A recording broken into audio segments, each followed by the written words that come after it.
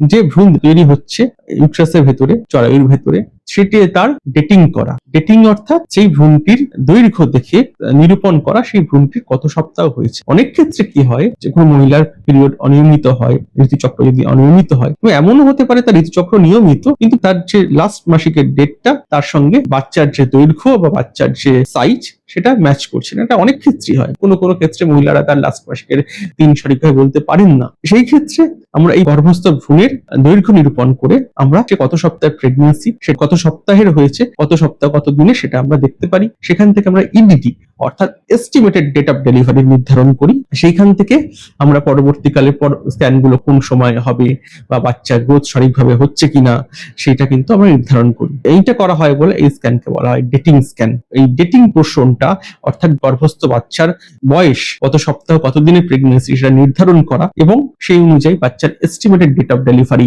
নির্ধারণ করা, এটি একটি অত্যন্ত vital step of the pregnancy. তার উপর ভিত্তি করেই আমরা পরবর্তী স্ক্যানের ডেটগুলো ঠিক করব এবং তার উপর ভিত্তি করেই আমরা থার্ড ট্রাইমেস্টার নির্ধারণ করব যে বাচ্চার গ্রোথ বা বৃদ্ধি সঠিকভাবে হচ্ছে কিনা।